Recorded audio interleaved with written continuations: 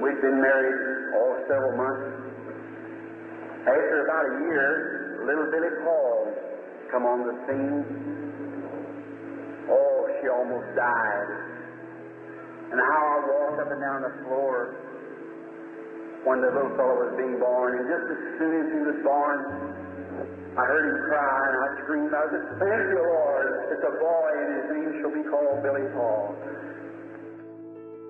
Many of you know my son, Billy Paul. His mother died when he was just a little baby. And I packed him around, and nighttime we couldn't afford enough coal to keep fire, so I'd have put his bottle under my shoulders like this and keep it warm for him at nighttime. When he'd wake up crying for his mother, I'd put the bottle in his mouth. And she asked me when she was dying, always stick with Billy. We've been real chums. And so everywhere I go, I take Billy, and he's stuck with me. Well, I can take this opportunity to greet you. I don't get this opportunity much anymore. As you get a little older, you can't do the things that you used to do. You want to, and in your heart. But one thing I want you to know, that I love you, and I pray for you daily. And I know that you pray for me, because that's why I'm here today. Truly, we're a blessed people. And I just want to take an opportunity to say God bless you. And over the many years that I have known you and have worked with you, when Dad was here and now in the work with Brother Joseph, and it's just an honor to call you my friend. And you know, there's words you can't say, but I just trust that this little greeting will be a blessing to you, just to say I love you and that you can feel it from your heart. You know, Brother Branham said we could talk too much, we could sing too much, we could shout too much, but we could never pray too much.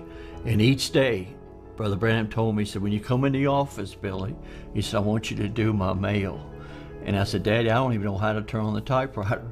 He says, the Lord will be with you. He said, he told me he wants you to do that for me. And I said, okay. He said, no matter if you've got one letter or you've got 1,000. He said, the first thing you do is kneel down and pray and lay your hands on the mail and ask the Lord to help you that day. And he said, don't you answer any Bible questions. Don't you answer for me. He said, if there's a question to me, you keep them. And when we get together the next day or that day or whenever, he says, then you write down on the envelope and I'll answer the questions. He said, but no matter where I am, he says, you remember every day that you do the mail. He said, I'll be praying for you. And he says, and God will be there with you. And he says, don't process the mail. He said, just open one letter at a time and just think like you only have one letter to answer. And he says, and then when you're through with that, he says, discard it and then get another one. And that's what I've been doing for the last 60 years. And it's been a great honor. And I know I'm getting older now. I'm not an old man, but I know I'm getting up there. And soon I've got to go and be what we've all been waiting for, and I believe that hour is so close at hand. But I just wanted an opportunity to say I love you, and I thank you for your love to me, your stand for this word. And you know, Brother Billy, I'm just talking to you from my heart. I believe this is a one-man message. It's a perfect message. There's no mistakes. There's many voices, but for me and my house, we only follow one voice, and that's the voice of God to us in this day. It's perfect. It needs no interpretation. It interprets itself. And I was thinking in a couple of days now, I'll be getting my 83rd birthday. And in my heart and in my body, I don't feel that old. I know I look it, and the wife says I act like it. No, I shouldn't say that. If it wasn't for her, I wouldn't even be here today. But it's just the idea of being able to express yourself. This message is everything to me. It's perfect, and may God encourage your heart to stay with it. There's things we don't understand, but remember, if God thought it, Brother Branham spoke it, we believe it, and that settles it. And I was thinking the other day, and I woke up, and when I was just a little boy, I was about 12 years old, and we was over in a little town called Vandalia, Illinois, and Brother Branham was having a tent meeting. And we stayed in a little cheap hotel. And I say that to go with my testimony here. And I know you've probably heard me give this testimony, but maybe just one more time I want to share it with you because it's one of the greatest experiences of my life.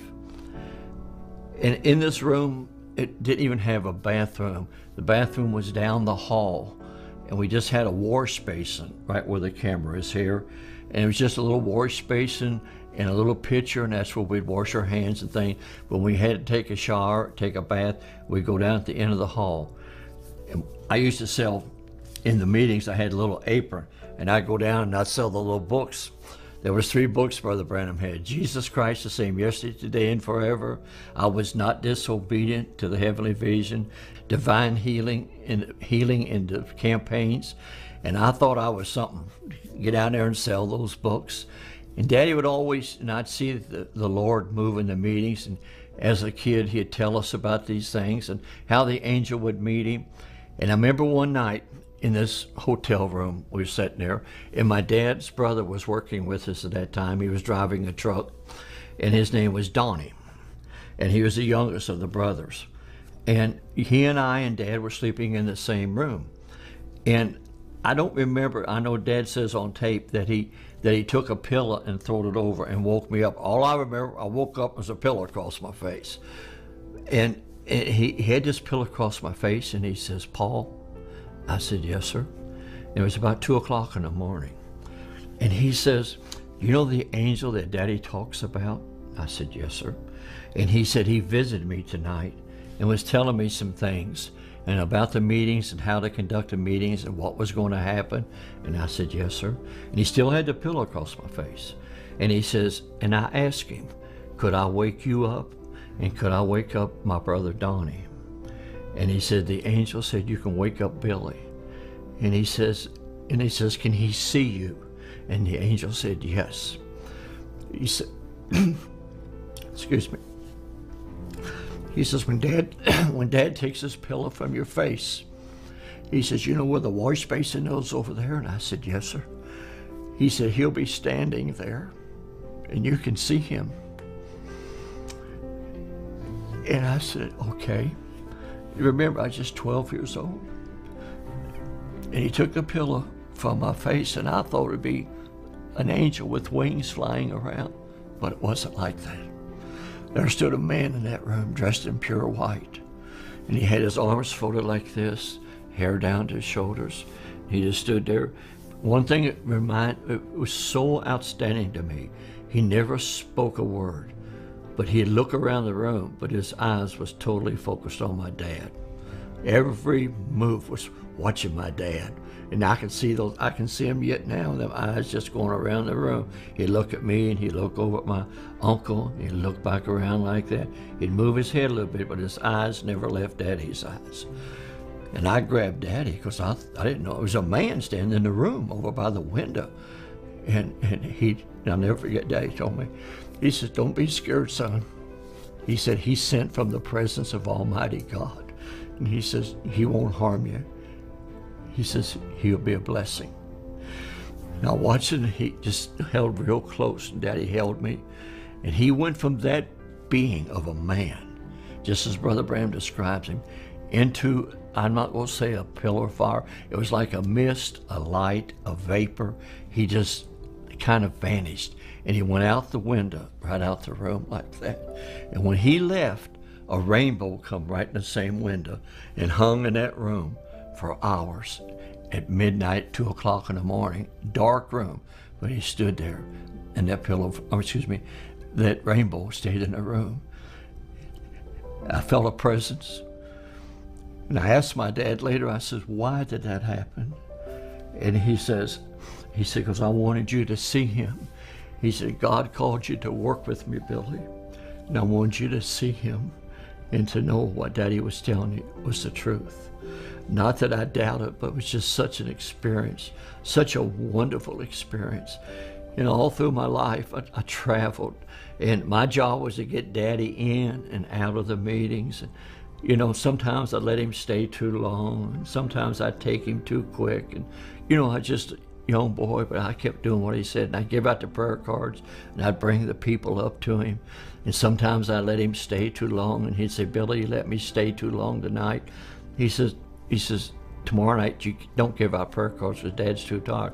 Well, I'd go home and I'd cry. I'd be so upset because I messed up the next night's meeting. Then sometimes I'd take him too quick. He'd say, you could let me stay a little longer. No, it was just a hard time. But what a wonderful time.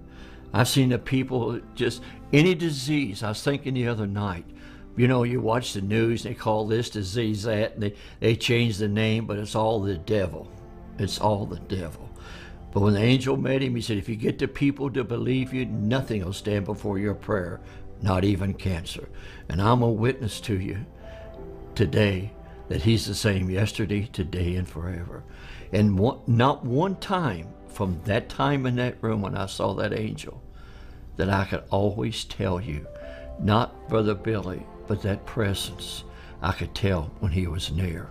Even before Daddy would say, you know what, I'm waiting for something. I might be down in the audience working the prayer line, ushering, whatever I might be doing, but I could tell exactly when that angel comes to the platform. Before Dad sometimes even said, he said, he's here. And I knew he was. So it didn't make a difference what diseases was. I knew when they left, it's going to be well. But he said, if you get the people to believe you. And I was telling someone the other day, I said, I've seen him bring them in well. And they sit there and make fun. And they pack them out dead. I've seen them pack them out paralyzed. And I've seen them bring them in on a stretcher, and they would be dead. And I've seen them walk out alive and well. Only believe. So I just wanted to say, God bless you. And I like to just leave my little greetings to you in this. If I don't see you in person, I'll meet you on that day.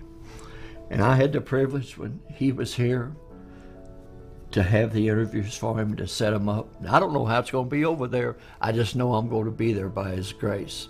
And I said, God bless me above any man. First of all, he let me be his son. He chose me. And then he let me be a son of a prophet, and to be a brother of a prophet, and to have worked with both of the prophets in my lifetime. Truly, I've been a blessed man. All we have to do is push play and obey. God bless you.